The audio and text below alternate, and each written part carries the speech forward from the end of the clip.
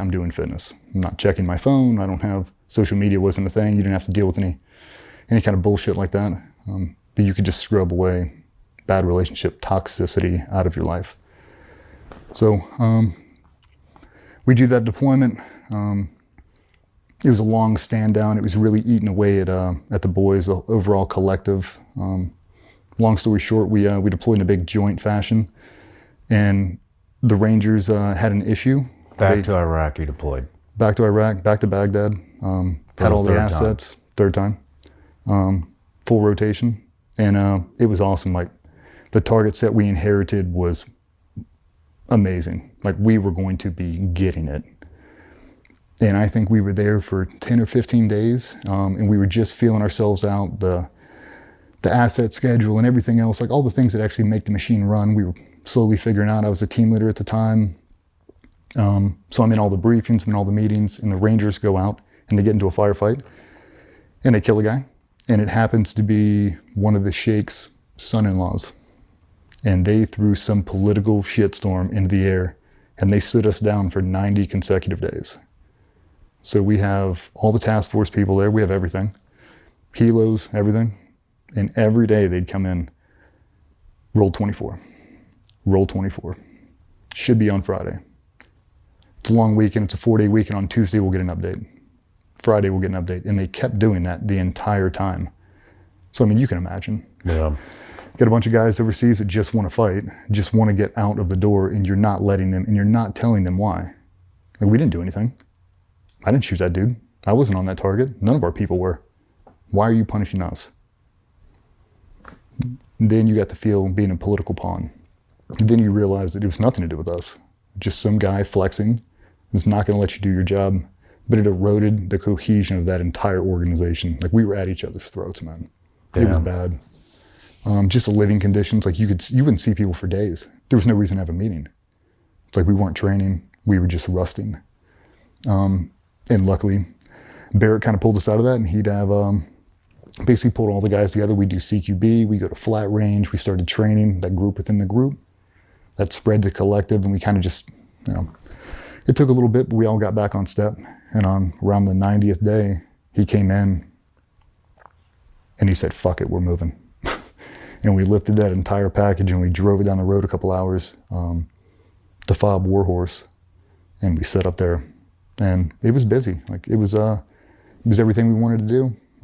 We inherited a bunch of target sets from the Army side, which is really good. Got to interface with those guys a lot. Got to learn about palm groves and a bunch of new TTPs that we hadn't even thought about. Things that would have really helped us in 2007, we're now learning now. I'm like, yep, I've been there. I know exactly what he's talking about. So we got to learn a shit ton. We got to put it to good use. It was good. Who were you working with from the Army? So we had a Ranger element with us. We had the Tier 1 personality there. 2-2 SES was in the same compound. So it was so funny, man. The SES, I fucking love those dudes. They'd roll through the chow hall and they've all got American flag patches on. I'm like, took the patch. And he said, you gotta blame it on somebody. Fucking assholes. Like, okay, cool. Those guys were great, man. Just, I remember seeing them. You see all the unit guys, you see the SAS guys. I mean, I'm a kid, and they look like they're 7 foot tall. Like, they look like Marcus Capone. Like, they look enormous. They've all got huge beards and long hair, and like, holy shit. That's what the pros look like. Like, now you get to see it up close. Just before, I mean, it's just us. You get to see the other organization. You're like, and you get to hear what they're doing, going out at night, and you don't get to. So you get to hear about this huge firefight they got into, and you got to sit there with the Rangers and twiddle your thumbs and play reindeer games until we got to lift and shift. And it was like, okay, let's all be big boys again. And it was fine. It was a decent deployment. Nothing to really write home about. But it showed me the seesaw method. If the op tempo goes up, morale and warfare can go down. Like, you don't need to have Xbox and flat screen TVs and all this crazy shit. If you're working every night, you sleep on cots in a tent with no AC, eating MREs. The happiest dude you'll ever see. Yeah. Nobody gives a shit. When that doesn't happen, morale has to go up somehow. And there was nothing to give you. You can't booze, you can't leave the country, there's nothing to do. You're just stuck there and you just have to watch other people go out and work. And just to watch how that eroded the unit cohesion. It did. And it took a while to get it back. Like, I mean, you had to really, really bring the boys in. Like movie time, just, you know, not mandatory fun, but you had to do things to bring everybody back in, to re-explain the why. I think part of the training, part of the mindset conversations, the mission planning conversations they'd take such a philosophical role then because of him that everybody would buy in. It was like nothing you've ever heard before. His thought process on mission planning, like, that's a completely different school of thought. Like that is okay. That's a new concept to us. Just the whole thing, just everything. The target approach, the methodology between everything. Everything was to the why. So he was teaching all you guys that. That's a fucking hell of a leader. He is, man. He's amazing. He got to stay and do a troop chief right after that, which, I mean, anybody who's worked with him, I mean, he's a demigod in my eyes. Like, I fucking love that dude. If I had to pick one dude right now that I'd put on my dream team, like, that'd be one of my first picks. He was a great night. Needed him so bad at that moment. And we came back from that deployment, and I was kind of on a negative crash. I was trying to stay positive because I had green team to look forward to. And, you know, I got married, did all that. We flew over to Spain, had the honeymoon, came back, and got into a blowout with my old man. Like, not a big blowout, just an argument. And it escalated into not speaking. Basically starting green team in the blind. So in January of 2010, had an argument and it escalated from there and it got worse and worse and worse. And I couldn't do it. I couldn't have any distractions. That platoon chief told me exactly what green team is going to be like. I've seen my buddies go through it. I've heard the horror stories. I know how much pressure is on it. And that's what he kept saying. He's like, you have to have a perfect day every day. No distractions. No booze. No chick drama. Break up with your girlfriend. Do whatever. Don't buy a puppy right now. Like, it's the only thing that matters. Lock it in right now and give it your total commitment, and you'll be successful. And that's what I had to do. So, yeah, a couple months turned into a really long time. Yeah. Mm-hmm. How many guys started the green team? Called somewhere between 80 and 90. How many came out?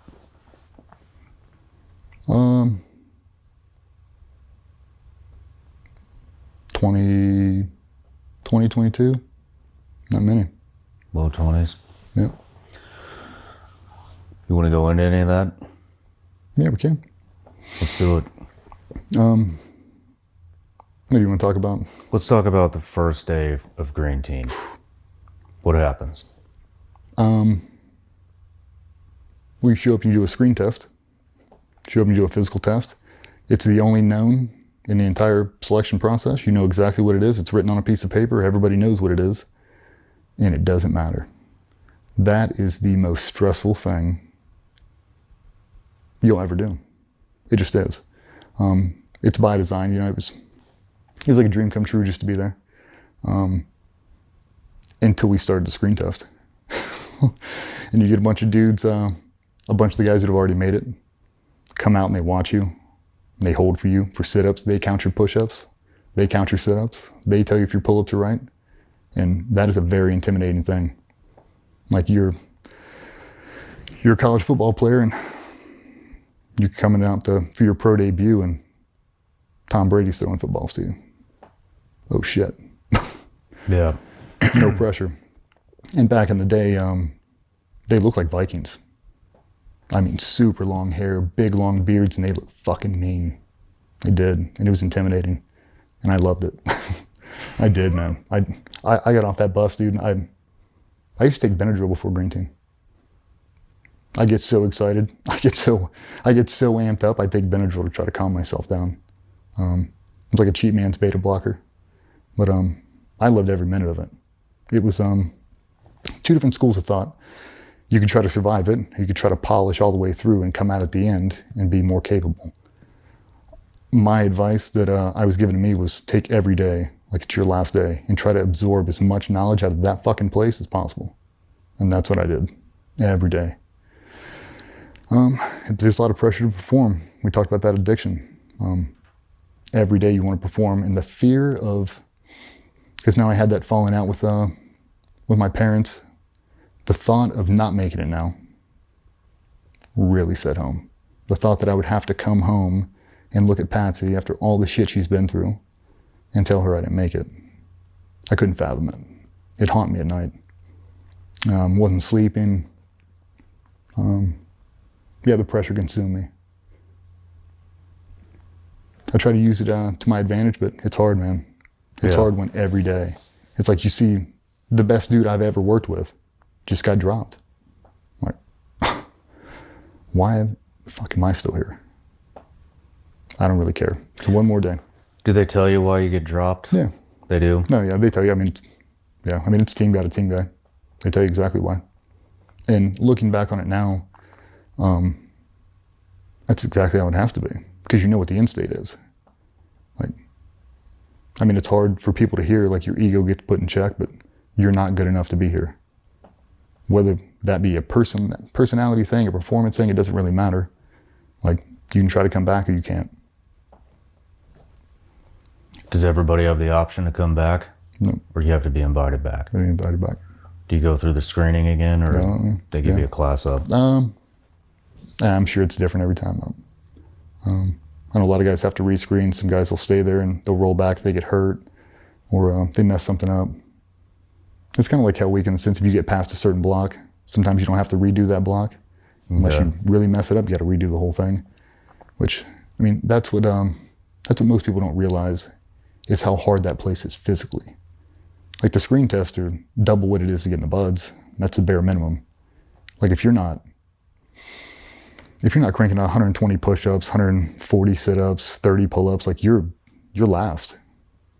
Like if you do the minimums, you're not going. You have to be a freak.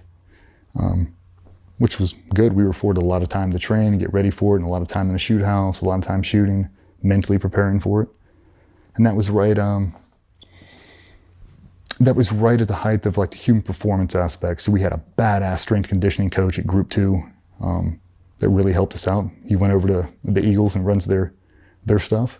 I mean, so we were ready.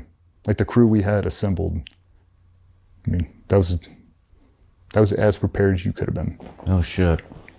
So we showed up the first day. I've never been so nervous in my fucking life, dude. I could barely breathe. And I was a freak. I mean, I say that cocky because I was. Like I was in shape when I showed up. That was the one thing I had going for me, is I could pass that screen test. And I'll tell you what, the pressure of that day, I barely got through that fucking thing. It just, cranking out 140 push-ups in a single set, like no issue. Now I've got that dude who I want to be like is counting for me, and I'm at 70 and I'm blowing snot out of my face. Like, oh my God. Like, I'm just going to try to do these perfect, and hopefully he doesn't say anything to me, and let's just hope for the best. Like, that's what it was. I mean, it's fucking stressful. And then every day it just continues. I mean, it's all CQB based and, you know, everything else you got to do over there. But the pressure to perform, like, you can't have a bad day. Yeah. And it becomes addicting.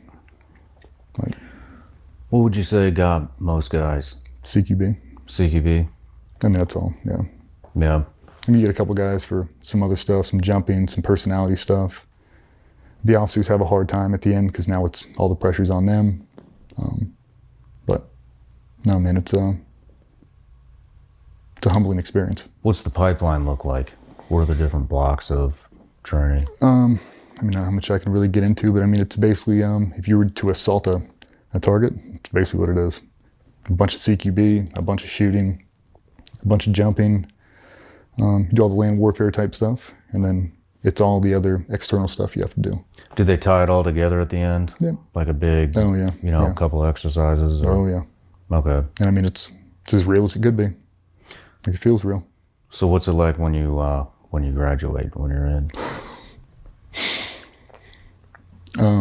Anticlimactic. Really? Mm-hmm. No tradition. Is there any traditions you can talk about when you make it in, or? Yeah, when you get in there, but we graduated green team. They came in, they read a bunch of names off, and then they said what squadron they were going to and read off a bunch of names. He's like, all right, get in the trucks. That's it? Yeah, we got in the trucks and we went out and we did an FMP that night. Big full mission profile. Like, we knew where we were going. And it was like, I didn't have a cell phone. I couldn't tell my wife, and just like, because where I wanted to go was exactly where I went. And I wasn't shy about asking where I wanted to go. So, I mean, it was like all my dreams had come true. I just finished up green team. Well, actually, let's go back. In green team, we do a big jump block. I'd already had like 150, 200 skydives before I had my own parachute, because I knew what I had to be able to do. So I started training on my own. And it's in August. We had to do mandatory downwind landings. It's where they want you to run with the wind, so you got a lot of speed coming in. It's to teach you that the parachute doesn't know the difference. If you're going into the wind or downwind, if you do the flare the same, you can manage it. And I hit a divot going hard. I panicked at disco and cobra struck this thing, and I smashed in, and I thought I broke my back. I heard a fucking loud pop, and my whole right leg went numb. And I freaked out, and I jumped up real quick, and I dusted myself off, and okay, we're good. And I went back in there, and I walked over to the corpsman, and I told him, I was like, I don't know what the fuck I just did, but it's something bad. He's like, you want to do x-rays? I was like, no. I finished jumping for the rest of the day, and I think that was on a Friday. And I grabbed him, I was like, I gotta get x-rays right now. Like, we gotta keep this hush-hush. We drove over to the ER. We shot x-rays, came back benign. They thought I tore my hip flexor. So I just kept training on it, kept jumping. We probably did another 50, 60 jumps on it. And we're doing all the normal stuff, 10-mile rucks, conditioning runs, buddy carries. We're doing the whole thing. And now it's developed to, I can't lift my leg up. Like, I'm dragging this thing now. If I wanted to drive a car, I'd lift it off the gas and put it on the brake. Oh, shit. Like, it's done. And I don't know what it is, but I know I'm not saying anything because I don't want to get rolled. So we finish up jumping, and we're about to get to the very end. We already know we're going to go, and we've got some little bullshit admin block thing we have to do. And my leg's still messed up. And I call back into rehab. We start going through the whole thing, and he's like, let's go in, let's get some CT scans, let's get an MRI, and let's see if maybe you broke your back. Like, maybe that's what it is. And they came back to get me. I never forget, we were doing the NFL Combine. And I think I was on crutches at the time. We did the broad jump, the vertical, max bench press, squat, deadlift. We did a bunch of shit like that, a bunch of cone drills. And we had just got done, and they walked in, and he's like, CMC needs to see you in rehab. I was like, oh, fuck. I walked over there, and he's sitting down, and he's got a big smile on his face, and puts his hand on my knee. He's like, it's gonna be okay. And my heart fucking dropped. Like, you could have just shot my fucking puppy. Like, my whole life is over. And I looked at the rehab guys who were super fucking awesome. And I was like, what's going on? I was like, back broken? He went, nope. Your hip's broken. Your femoral neck snapped off. He goes, I don't know how the fuck you're walking. And I looked at him, and I was like, I think it's my back. And he goes, well, this x-ray right here, this MRI, and they pull it up and you see it. Like, femoral neck to ball and socket snapped all the way off. So that impact had broke it, and somehow it had relocked in position, and it just hadn't sheared. If it had shifted 1 inch left or right, all the blood supply goes to the hip, it dies. Total hip reconstruction, you're out of the military. Like, damn. So it's like that. And I looked at him, I've never had surgery. I mean, I've been hurt a lot growing up as a kid. I've broken everything, but I've never had surgery. And he's like, we're gonna have to do emergency surgery. And I looked right at him, right in front of that CMC, and I said, there ain't no fucking way. No. And he looked at me and he goes, that's the only option. He's like, you're not deploying. How fast can we do it? And he goes, we can get it done tomorrow at 7 a.m. Let's go. I walked in, they pumped in 3 titanium 5-inch lag bolts through my hip, and I showed up to rehab the next day, and we started physical therapy. We had to finish SEER school. I got a gnarly infection out there. They put you in the box, they play the whole game. It's really well ran. That was actually one of my favorite blocks. Really? It was really well done. It's a different SEER school than one we did. It was really well ran. I learned a lot at that school, but I got a nasty infection. So I had this wound on the side of my hip. I could press on my thigh and blow pus out of it. I mean, it was bad. Like, they were doing pick lines in my arms. It was bad. And my body started rejecting the screws. I didn't know how bad it was going to be, but I knew that I had to deploy soon. So we're coming up on the new year, and we're supposed to deploy. They were going to let us have Christmas there, and then we're going to deploy in January. So made it through Green Team, got a broken hip. I think we had surgery in end of November, and I'm going to deploy in January. And they're saying it's a 4 to 6 month recovery time. I heal superhuman. I was even faster back then. And those guys, they're not dumb, man. We do vitamin D3, we do calcium, all the supplements to try to get that bone to grow as fast. I quit dipping. I started right back up after I healed, but yeah, I quit anything to try to get myself in the best position to deploy, and I still wasn't. I still wasn't cleared. So the rehab guy, so badass, he deployed with me. I met over there, and he stayed for like 2 or 3 weeks, and we did physical therapy there, and I tested out in Afghanistan. They flew a fucking rehab specialist, physical therapist with you on deployment. I'll never forget, we had one of those huge box jumps, like one of the ones that's like waist high, and the final test was I had to